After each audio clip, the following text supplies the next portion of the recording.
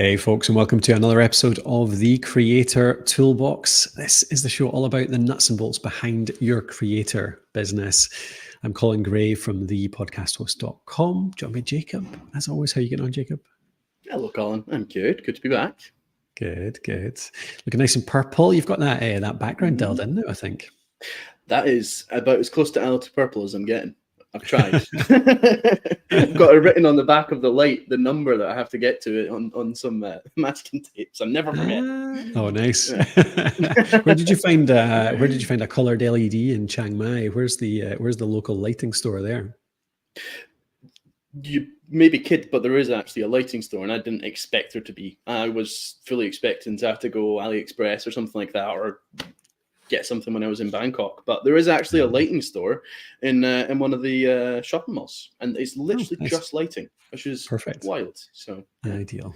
Good stuff. Well, what we've got today? Today we've got a wee discussion from yourself around your experience with using FirstPromoter for our affiliate program, and a wee bit more as well. Are you going to dig into other things as well related to that? Yeah, I want to tie back to our conversation a couple of episodes ago about affiliate programs, because I've got some more information that I want to share. Oh, nice. Okay, perfect. Yeah, and I'm going to dig into community conversation, actually. So we've talked a bit about community platforms in the past, but I've been thinking more deeply about how we actually have people in our community talk to each other, which I think is one of the most... I don't know. I've found it actually quite tricky. So I'll talk you through my thought processes there and all the different tools I've tried out, because I've tried out way too many. So I'll talk to you about that as well. But I also first want to dig into the launch of our Academy, actually, or Academy 2.0, I should say. Yeah, this is, I don't know, have I talked about this on here before? We need like an AI, I've talked about this, we need an AI chat to be able to chat to our previous selves to ask, what have we talked about in the past? I think we've touched on it. You spoke about working on it, but that was before you launched, definitely. Yeah, I think that's right. And so I've been partly working on rejigging our paid community, our Podcraft Academy, which is essentially a community that teaches people how to run a successful podcast. It's primarily, or it used to be primarily, 3 blueprints, which are like really extensive courses: launch, growth, monetization, loads of other little courses as well. So like some about gear, some about software, some about presentation skills, some more standard type of courses, then checklists, worksheets, templates, all that kind of stuff, and community support as well, of course. But it was missing the action in a lot of ways. So I think I talked about that a wee bit the last time around. So anyway, launched it last week, really to sell it, actually. And yeah, I found the experience, I've not done a proper launch like this in quite a while. Like actually making a big effort to sell something over a small period of time. So it's been a funny experience. It's mostly primarily email, all writing an email, but I've sent it to we've got a main newsletter, which is 28,000 people. We've got our Ality users, many of whom have opted into hearing about other stuff we do. So I've sent it to both groups, customized a little bit. And it was interesting, actually, just kind of putting it all together and figuring out how to do it. And you had mentioned something to me before, or as I was creating it, around including a bit more engagement as well, like video, and hopefully maybe even doing a live video event or something at the end of it. And in the end, I decided not to go with that because of time zones and because of a few issues around that, and because I couldn't quite figure out a really good thing to do at the end, actually, other than just a celebration. And the training wasn't really suited. Anyway, long story short, I decided to include videos in each email as well to try and do that, and a little thumbnail of each video inside the emails, which I felt broke it up. Did you think that worked okay, the layout of the emails in the end? Yeah, I really liked it, because they're not the first one that I sent you a comment about on Slack, that it could have been really, really long. This is the thing with email, and especially when you're selling something, when you're launching something, like there's quite a lot to communicate. And I think that a lot of email marketing people fall into the trap of the over relying on like the sentence per line thing. Do you know what I'm talking about? in an email where it's Oh just yeah, like, yeah. Aye, everything's a line break. Yeah, exactly. yeah, which is fine, except the email is just like blowing out the bottom of your screen. You're never going to get to the end of it. Yeah. But I liked it because it could have been a really long email. It could have been really dense, but you broke it up with a nice bit of format, and there was some good kind of hierarchy there with some headings. There was the video in there that broke it up visually. The thing about the video, obviously, is it's not going to play in the email, but it does have your face on it, and that makes a big difference, I think. And it's got a big play button on it, making it look like a video, so they click through to it. So I liked it. Yeah. That was the hope. That's great. That's great that came across. That was the hope. It was to mix in a bit of a person, a human, with the text and show who was behind it. Because I think selling this community, a big part of it is the people behind it. And certainly that's not just me. It's me writing these emails. So it is me in the videos here, but it's you, it's Matthew, it's Lindsay, it's Allegra. It's all the people that help run the community. So I've made a big effort to talk about that in them. So yeah, that's good. I've done that for every email. So it ended up being a teaser on the Friday, which was like, I sometimes think these are a bit cheesy, but I wrote it in my own kind of style, which I think worked okay, which was something's coming on Monday. I've been working on this for bloody ages, way too long, way longer than I should have. But finally, I'm going to ship it out the door. And that did get a bit of response. I got a few replies to that, which was really nice, actually. So it obviously struck a bit of a chord. And then when it came out on Monday, it was daily emails from then. So Monday was the launch day. It was like, here's everything that's in it, and here's the reasons why I've put it together. Here's the ethos behind it, the fact that it's action rather than just education. It's tools that help that action rather than just information. And then the following days, I've had day 2, I described one of the features, which was our accountability tool, and did a video demonstrating that. Day 3, I described one of the new features, which is our 4-minute feedback, because I think that's one of the most valuable things that we've added in as well, and described that. And then day 4, I've gone for FAQs. So today going out will be a set of questions which answer all the standard stuff, and also include a couple of questions I actually got by email as well. And then Friday, I haven't decided. Yeah. So I'm not sure what I'm going to do Friday exactly. Well, I was just going to ask, like, this is a lot. This is a big a big launch. How much prep did you do? Because for me, I would maybe just write them 2 days in advance. Yeah, I had planned to do nearly all of it in advance, and I sketched out the structure of the emails. I sketched out the structure of the campaign way ahead. I got a bit of AI help with that, actually. So I used AI to plan out the structure of the emails. Like, so if I want to do a launch, what's a recommended structure? 5 days, 10 days, blah, blah, blah. It suggested the teaser and then the 5 days. And I was like, okay, that sounds good. Write me out the emails. And so I got past a blank page with that. And I adjusted quite a lot. And I ended up rewriting the actual text of nearly every email by like nearly every word. But it was great actually to have a suggestion for the structure for it. So I did sort of follow a lot of the concepts in each email, like introduction, problem, explanation, blah blah blah. So it was good to have that little outline actually. But I ended up rewriting the whole thing. Do you think you would have ended up in the same place had you started with a blank page? Like, did using the AI to get rid of the blank page and get that structure, like, did that actually change the end result? Because you've done this stuff before. You didn't actually need the AI. No, I don't think so. Yeah, I thought I'd got to something very similar in the end anyway. But it's just, I don't know. I find it really useful in situations like that for the first 10 minutes of a project when you feel quite overwhelmed with something. You're like, oh, right, I've done this before, but it's quite big, right? Where do I start, right? What do I do? What needs to go in the emails? What's the things? And you start writing it out and you cross off some stuff and you add in some stuff and, oh, I forgot that.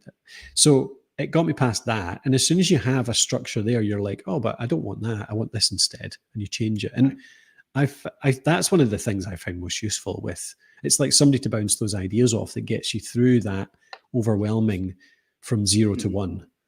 At the very start of any project. So that's how I used it, certainly. Yeah. But the prep question, I had that, and then I started writing emails, and I edited the first 3. So I edited Friday, Monday, Tuesday, and I scheduled them. And then the next day, that was the Friday, I think. That was like the Wednesday, Thursday. And then the Friday, as that teaser email was going out, I recorded the first No, I must have recorded the first 3 videos because I then included the teaser video in just before it went out and popped it into the Monday, Tuesday. So I was ready for the first 2 days. Got you. So I knew when I came in on Monday, I would have to do the Wednesday video and the Wednesday email as well. And from there, that was as much as I can do. I'm a terrible, like, non-prepare too far ahead. Like, I just can't motivate myself to like do the whole thing like that. Yeah. So I just couldn't do it. I couldn't do all the videos. I moved on to something else. I did some different work instead, just for variety. But in the end, Did you? yeah, go on. Oh, on you go. Sorry, I was just going to say, did you change any of the emails based on the engagement from the ones that you'd sent? If you were kind of only a couple of emails ahead, like, did anything change as you were doing it? Yeah, that was the thing. That was actually so my lack of prep paid off in the end because, yeah, for sure, the FAQs one has obviously changed a bit because questions have come in, and I've included some of those. And Friday, actually, I'm going to really tailor to the questions, the kind of the concerns, the pushback. That's what you always get when you sell a product. You get people writing in and saying things like, "Oh, but have you got this, or have you got that, or why are you doing it this way? I'd like you to do it that way." So there's all these things that you get in terms of customer pushback that you're like, all right, so I can tackle those concerns. And so that's what I'm going to do. That's a job for me later today, is to write that for tomorrow and create the video for it as well. So I like the way I've done it. It could go wrong, as in like fires could start and I might not have time to actually do the thing on Friday, or something could happen. But I mean, if something bad enough happens that I can't do the email on Friday anyway, then we're probably in a bit of trouble in some in other ways. I'm sure Monday will be fine. So yeah, that was kind of a rundown of how I put it together. Certainly, yeah. Does that make sense? Yeah, that's really cool. That's really cool. A big job. It's kind of how I approach it as well. I don't like to plan out a full thing like that in advance. I like to change it as I go. Because you will get questions and you will get that bit of feedback. So I approve. This is my way of working. Good. Cool. Yeah. I can share a bit about how it went as well, if you're interested. Well, I'll stick some numbers on screen. Yeah, I think so. Yeah, go for it. So here's the actually, maybe another interesting point is the fact that I put it together in a sequence as opposed to broadcasts. Partly because I wanted, one of the things that I think we use ConvertKit for our email, and one of the things I think ConvertKit struggles with a bit is organizing the emails. I kind of wish you could filter the main feed of broadcasts, because we have 3 or 4 different lists, we have different purposes, all that kind of stuff. I kind of wish you could have different timelines, I suppose, and I didn't want to clutter up the whole timeline with maybe 12 emails. And also I kind of wanted the reports in one place, so I can look at the reports in ConvertKit and see actually the stats for every email in the sequence, see how the open rate has gone without having to look at all the other emails that we've sent out this week. I can look at the click rate, and also it's really easy to unsubscribe people from a sequence with an action. So I have a link in every email whereby it's like, if you're not interested in the Academy, click here and you won't get anything more about it. So I like to do that just because it always makes me cringe a bit sending out 6 emails 6 days in a row. So I like to give people an escape hatch. Otherwise, they might just unsubscribe from the whole list. And we have certainly got some unsubscribers from the whole list. But you can see that actually the unsubs from the general ones, so 28,000 sales, we had 70 unsubscribers on Monday, 64 on Tuesday, 40 on Wednesday. So very few people unsubscribing from the whole thing. Yeah, 132 on the first day. So I suppose the people that were going to be annoyed about it, a lot of them unsubscribed on the first day. But even 132 on 29,000 people, that's not bad. It's not bad, especially when it's a sales thing. Like when you get so tied up in knots about trying to sell something to this list we've built over years and years and years, and there's the result. What, a fraction of a percent. Absolutely. And open rate of 44% in the first day, which is better than our average. Like our usual is sort of 41, 42, 43. So 44 on that first day was great. Click rate of 1.1, 42 on the second day, 40 on the third day, 36 on the fourth. The fourth day, obviously, it was just last night at 6 p.m. So that will creep up, hopefully, as more people open it, of course. So yeah, the engagement's been really good with it. And I've got through a bunch of questions too. So maybe 15, 20 different people got in touch. And again, off a list of 28,000, that doesn't sound very much, but in my experience, that's actually pretty decent in terms of people actually hitting the reply button and getting in touch. So, and it's a high value thing as well. It's not going to be for everyone.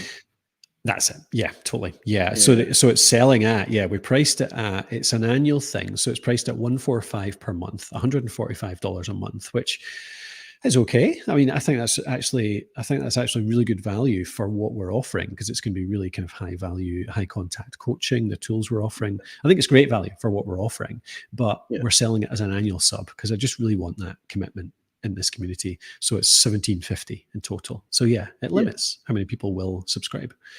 Yeah. So are you going to make any big final offer in the sequence? The classic final email. This is your last chance.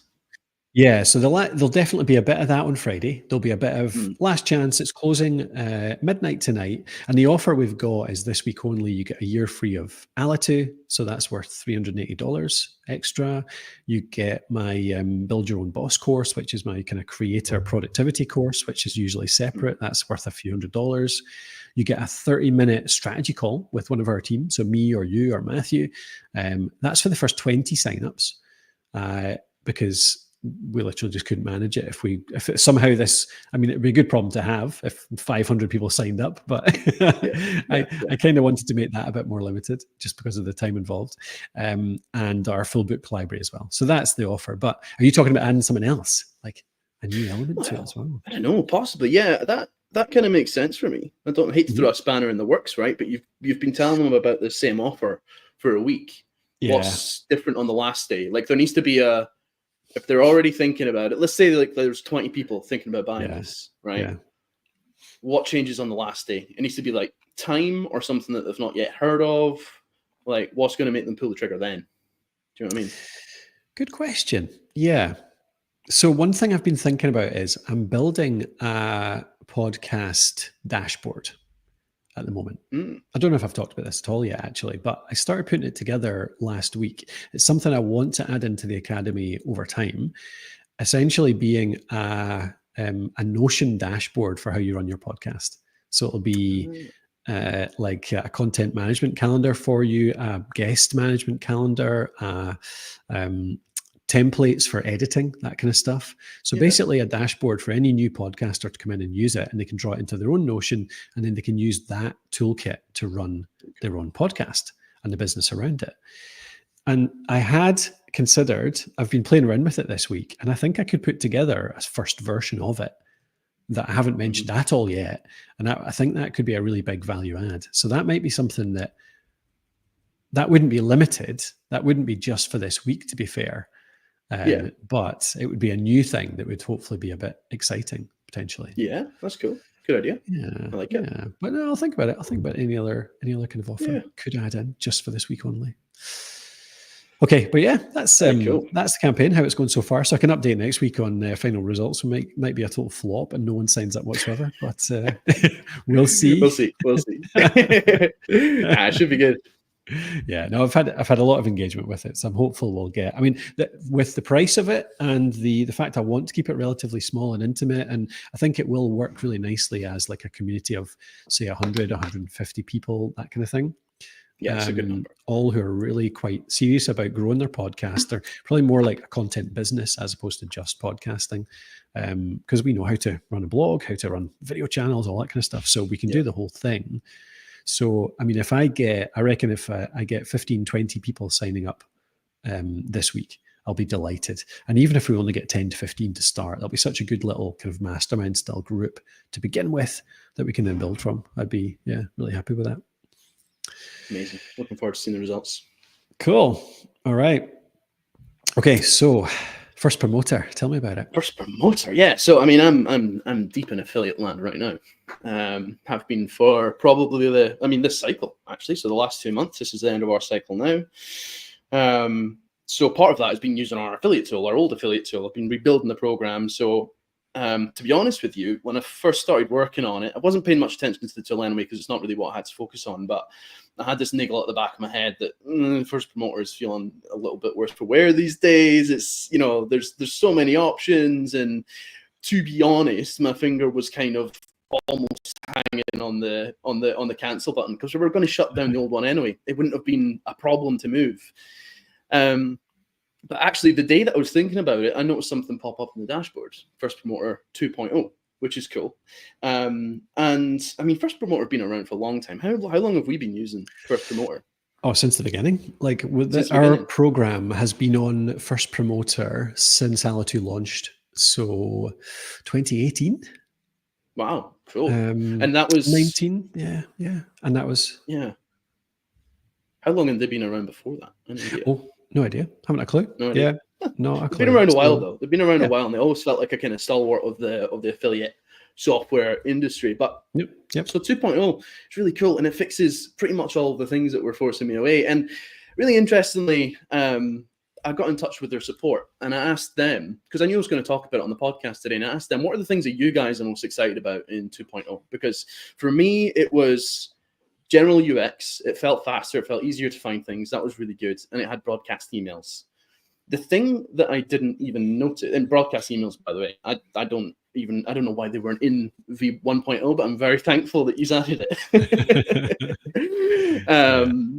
But the thing that I didn't realize wasn't in 1.0, because I hadn't really used it much in any anger, certainly before I'd started working on the program. I didn't realize that there wasn't any way to associate a discount code in Stripe with a promoter in First Promoter. So it meant that people who are on our affiliate program, who are podcasters or who are making video content primarily, who aren't bloggers primarily, essentially, all they have to work with is an affiliate link, which is really useless for a podcaster, because they'd have to read out alitu.com/?_FBREF equals and then your code. So it just didn't work at all. So I think that really excluded a lot of the people that were in there. And I kind of took it for granted while I was using the 2.0 beta that this was just part of First Promoter, but it turns out it wasn't.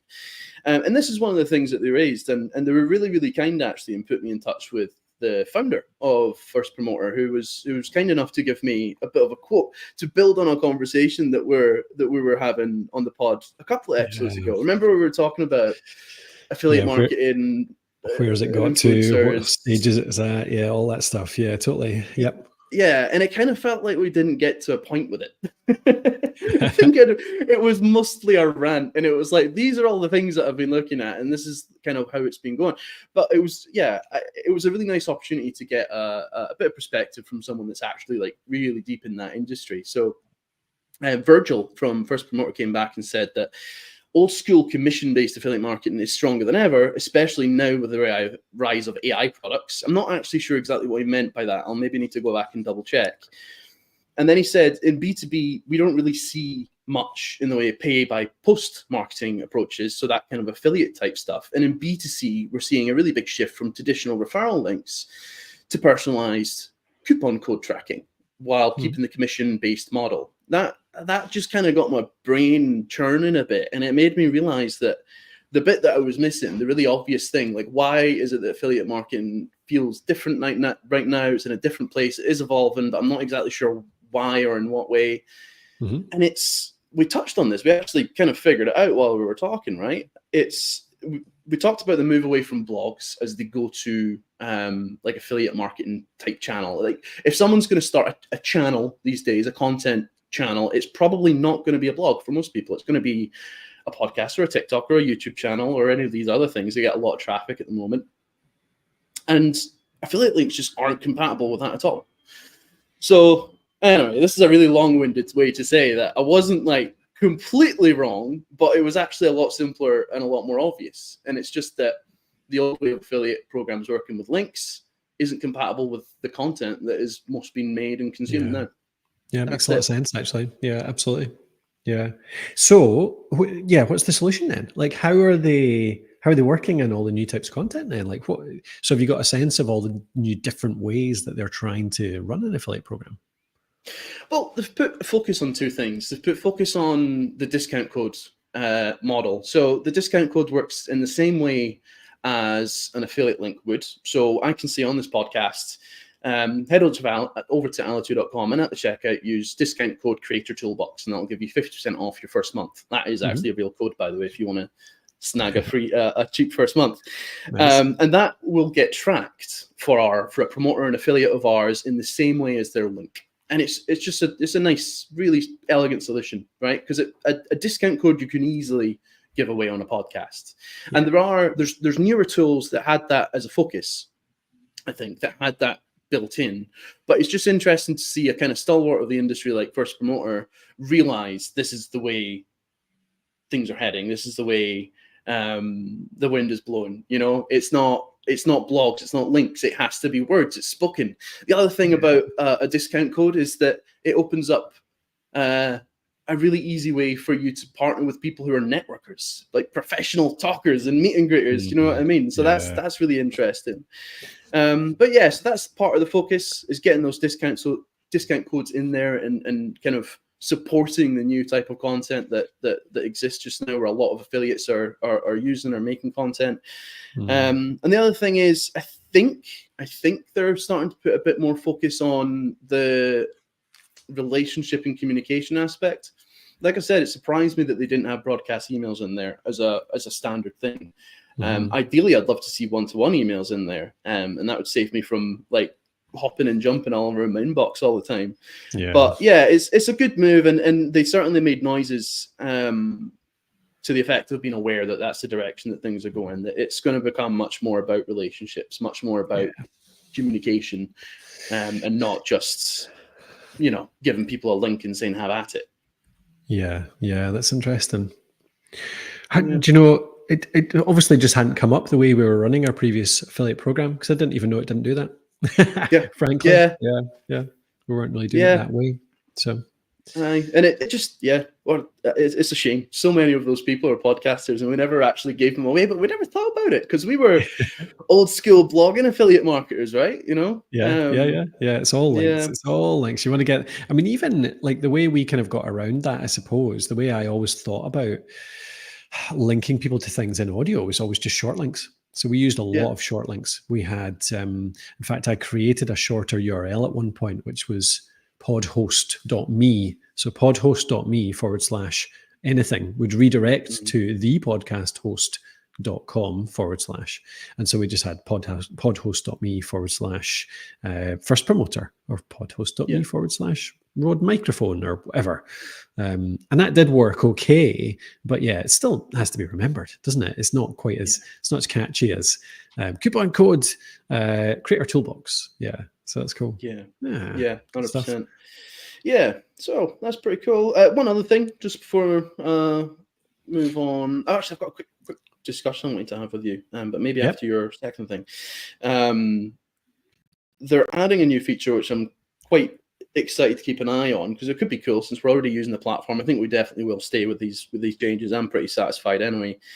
They're going to be adding I'm not sure they've actually announced this publicly, but they're going to add a marketplace, an affiliate marketplace. Not something that other people aren't doing, but and the thing is, it's all down to the execution. And the thing that's really interesting about FirstPromoter is they've been around for so long. You know, there's a lot of people already know their brand. So if they do start a marketplace and they can kind of hit the ground running with it and market it right, I think it could be really good and ideal for people like us who are already customers. But yeah, if you're looking for a new affiliate management tool, do try FirstPromoter. I don't know if you'll by default have 2.0 enabled, but there'll be a little bar in the top of the screen that you can press to try it out, and it's really good. It's good. I recommend it. Perfect. So thanks to Virgil and Louis for helping me out with a few great stuff. Okay, cool. And a teaser for a discussion there. Is that coming after? Okay. Right. So one thing I've been playing with a lot recently is how to increase engagement in our community. So it ties to running the academy and how we actually run conversations in there. What communities do you have any communities you're a regular contributor to just now, Jacob? No, not really. It swings with my interest. I'm not particularly loyal to any community. Do you know what I mean? Have you in the past? Yeah, I have been for stretches. Various like, well, actually, that's not true. I have. There's like a few kind of Discord groups that I'm part of for Oh, different okay. types Yep. of news, Okay. not high quality doom scrolling. Yes. Okay. Um, Slightly more personal doom scrolling. Yeah. yeah, So, yeah. so Discord, good one. Yeah. Do you use Reddit much these days? I do use Reddit. Yeah, yeah. Yeah. And obviously, we've got Circle as our community platform for IndiePod as well. So, I mean, one of the core parts of any community is just how members talk to each other. I think this is the thing I've been struggling with, is how to make that really simple, because my experience is something like Discord or Slack is actually one of the best ways to do it theoretically, because it's where people already exist. So you're already on Discord, Jacob, you've already got an account there. You can just add it and it's a new channel to somewhere where you already check in your daily life. I'm like that with Slack. So like there's communities in Slack that I've joined that I actually contribute to fairly often, because I'm in Slack every day for my work anyway, and I'm used to using it. I like the platform and it just works. So there's this kind of there's a tension, there's a problem between going with those platforms and being stuck with their formats versus having something custom, something different, something new that's maybe more tailored to what you do, but actually you need to convince people then to live somewhere else on a regular basis. Yeah, yeah, so, yeah. so we started with Facebook for our IndiePod community, for example. Yep. Like it was all in there. Do you remember it there? Because that was a long time back. I do remember it there. Yeah. Facebook wasn't. I can't remember what happened, but Facebook became a problem. People stopped using Facebook. It was probably, I don't know, when was it? What was happening in the world? Why did people lose trust in Facebook at that particular time? I mean, it was when like Zuckerberg was in court all the time, and he was like accused of, he was accused. I mean, there was a bunch of stuff over a few years, but yeah, just trust had gradually eroded, and I think a lot of people had just got bored with how it hadn't changed much as well. Like it just seemed a bit old fashioned almost, while all these brand new platforms were coming up and exciting people. But fact is, Facebook's still like the most popular social platform out there. I saw some stats, like it still is the most used social platform on the planet, I believe. Yeah. But anyway, we were fed up with the kind of the limitations of it. There's not much organization in a Facebook group. You can't include much in the way of information. It's literally just post after post after post. And so that was exactly what I'm talking about. Slack is the same. Slack is very expensive if you pay for it. And if you keep it free for a community purpose, it's very limited. You can only have certain types of groups. You can only have certain kind of interaction. You can't store any of the old information, which is a big limitation for me. Yeah, for sure. Everything falls off the map like 90 days in, I think it is. Is that what it is? Anyway, it's something like that, and that's a deal breaker for me, because part of the value of these communities is the sort of knowledge and lore that you build up over time. Yeah, what's the point in trying to run it for a long time if you're not able to store it? Totally. Yeah. So we moved IndiePod to Circle, and Circle is, I think, probably about the pinnacle that I've found right now for running a community as a whole. So it includes courses, it includes spaces, it includes spaces for different purposes like posts and card type layouts. And you can lay out chats really easily, but also you can create like a space that has just information. So the courses obviously exist, but also you can just have videos and a list and all this kind of stuff. It's just really flexible and really nice.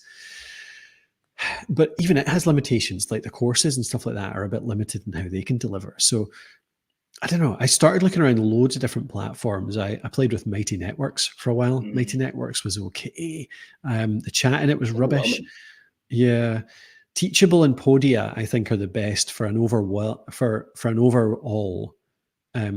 educational community approach. But the community side of them, the person chat, the people chat, that's not the way to say it. The way you make your community actually talk to each other is rubbish. Like Teachable does have a chat functionality in there. It looks exactly like Circle, except like way less features and quite clunky. They're obviously just copying that. That's fair enough. Like Circle have done it in a really good way. Podia are almost the same as well.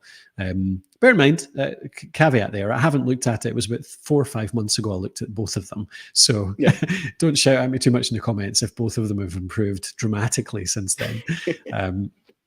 But they were just very basic. So we came back to Circle. But yeah, I don't know. The one thing I'm struggling with just now, those are the platforms that I've played around with, but you've also got live video events as well. Like Circle can handle live video, but equally a lot of other places handle them, like Facebook Live, LinkedIn Live. You've got Slack and Discord can do that too. Remember the old school webinar platforms as well? Like, did you play around with any of the webinar jams, that kind of thing? Go to webinar and stuff like that. Yeah, exactly. Totally. Yeah, that was the beast in the space.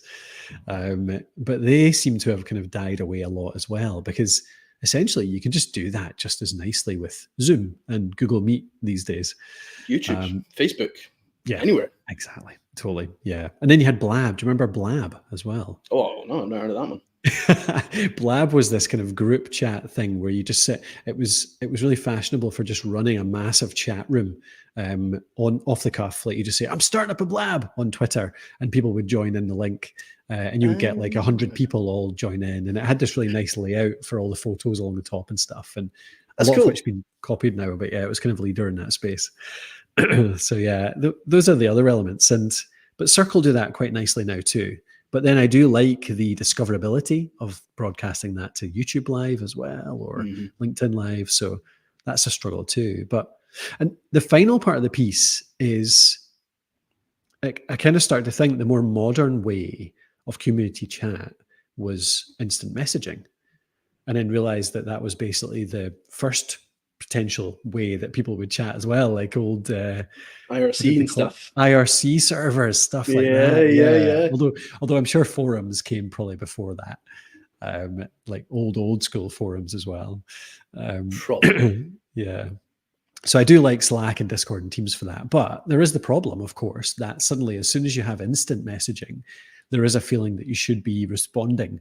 And instant messaging can feel more empty and more undermanned than async messaging, I think, as well. I don't know. Is that fair? It is fair. There's a couple of things that are a problem with instant messaging in the community, because we tried it actually. We popped an experimental instant messaging room into our IndiePod community, and the problem with it is people arrive at all sorts of different times of day, right? They might not all have notifications on, and if someone goes in there and puts a question or says something and someone doesn't get back to them for or just no one replies in there for even like a day or half a day or whatever, like they're not going to come back.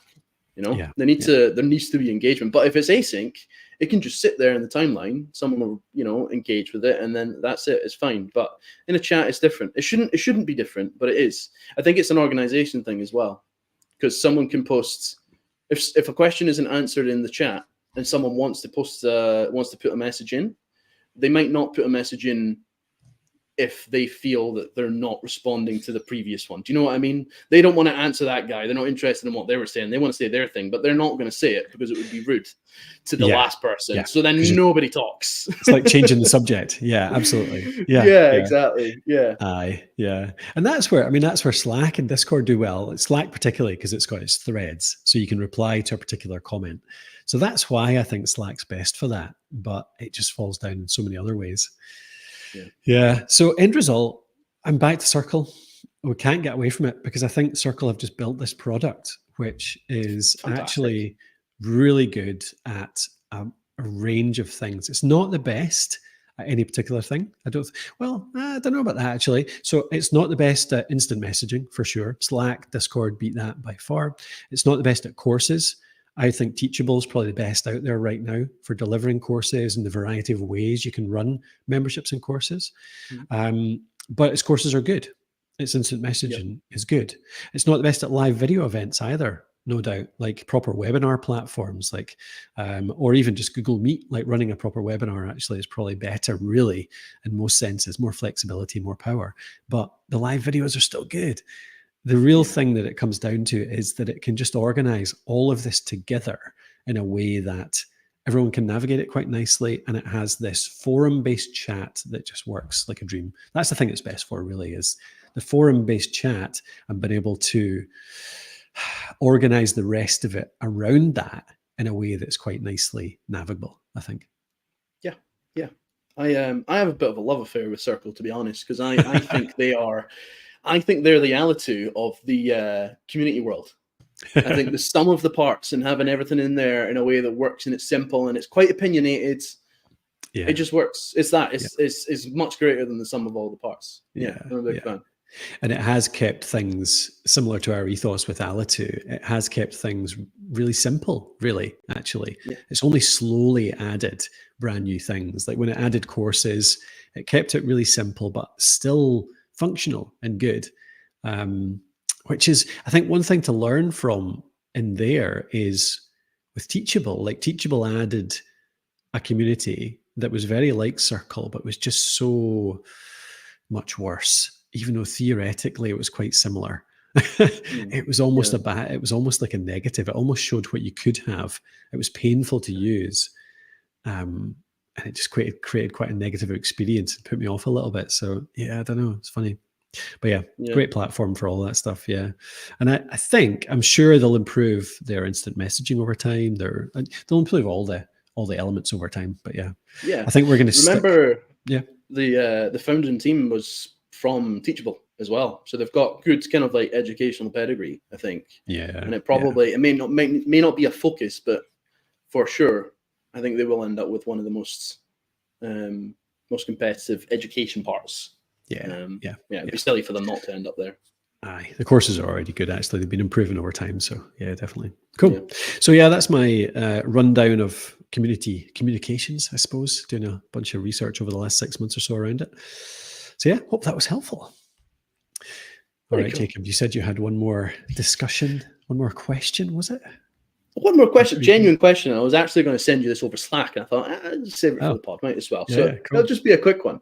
But I was editing an episode of Creator Toolbox today, and it's normally not me that does it, but I enjoy it when I do get to do it because it puts me outside my comfort zone because I have to listen to my own voice. So my question is, how often do you listen or watch your own content? Like out of 100, like the last 100 podcast episodes that you've done, how many of them have you actually listened to?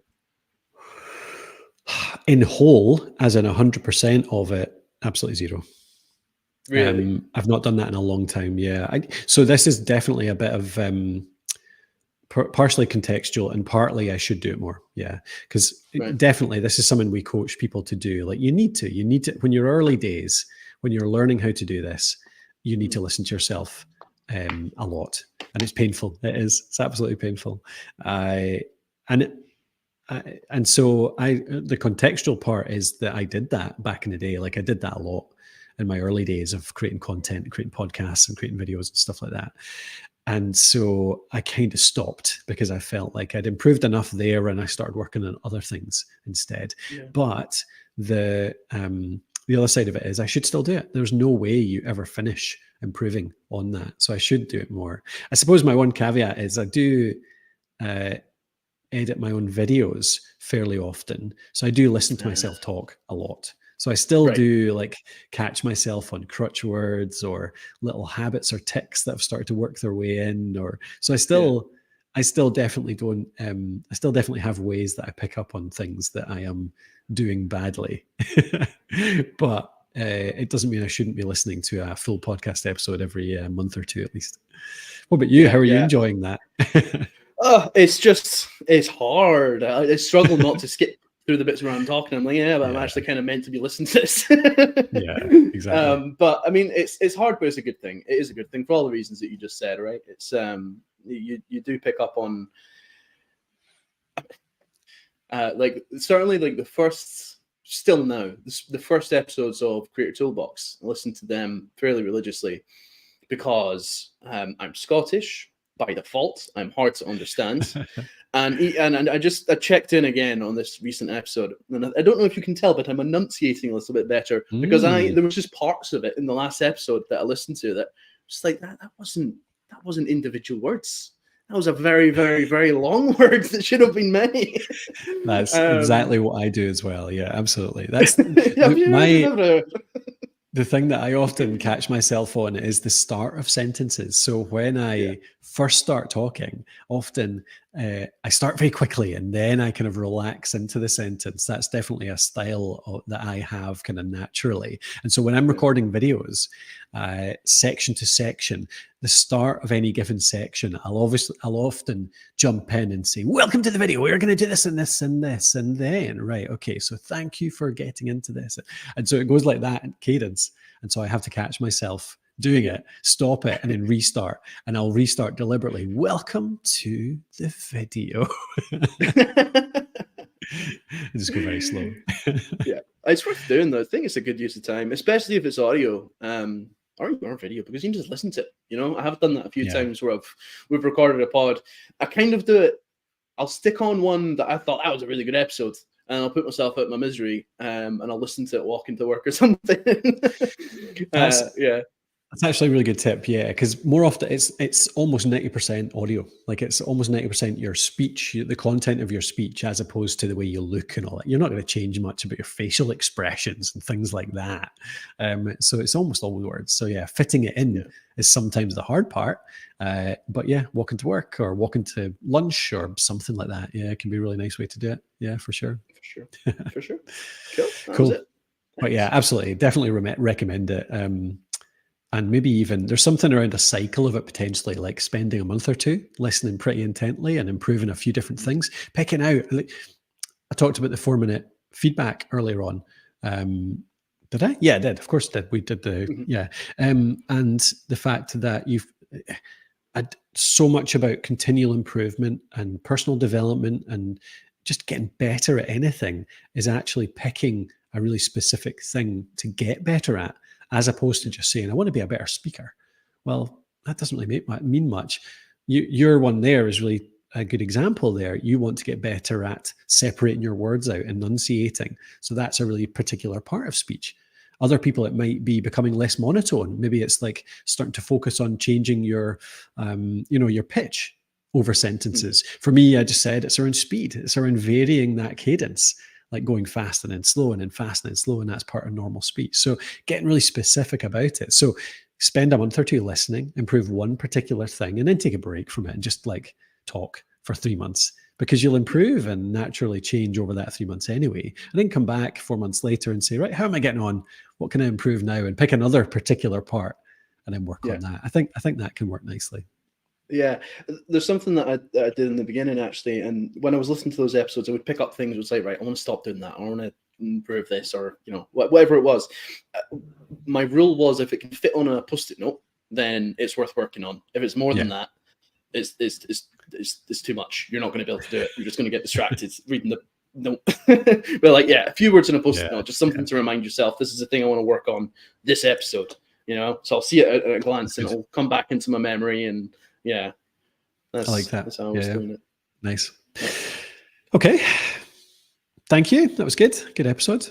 I'll say, if you're out there listening, if you found this useful, we'd love you to check out some of our products. One in particular, I mentioned the Academy earlier on. By all means, if you want help with creating your content, check out the Academy. It's over at thepodcasthost.com/academy. We've got our coaching, formative feedback. We've got our accountability. We've got our blueprints for launch, growth, and monetization. All quite podcast focused, but definitely apply to any content you put out there, whether it's video or podcasting.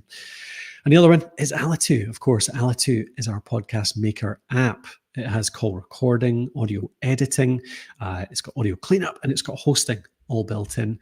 So you can find that over at alitu.com. That's ALITU.com. We'd love to see you there. If you do use Alitu, or want to try Alitu, use code CreatorToolbox for 50% off your first month. Creator Toolbox. Nice. Well done. I need to get one of them for the Academy now. I don't have an affiliate program for the Academy yet, actually. I used a different one for the original version because FirstPromoter did not work with Memberful, which we were using for the Academy at the time. That's right. So I wonder, now that we're just on Stripe with Circle, layers and layers of platforms, FirstPromoter will probably work just fine with the Academy, actually. I wonder, maybe this is a conversation for a future one, but I wonder about, because FirstPromoter can have separate campaigns, so would you have Alitu and the Academy in the same account, or is that worth, as separate campaigns, or is that worth splitting out, I wonder? I would put it in the same one. I'd put it in the same one because the people who are promoting Alitu are promoting something podcasty. So it's closely enough related that I think those promoters could. It's a good high value thing for them to promote and get a good commission on. So I put it in the same one. Cool. Perfect. All right. Cool. Thank you for listening, everyone. I hope you enjoyed the show. We shall speak to you next week on another Creator Toolbox. We'll talk to them. Cheers. Cheers. Bye.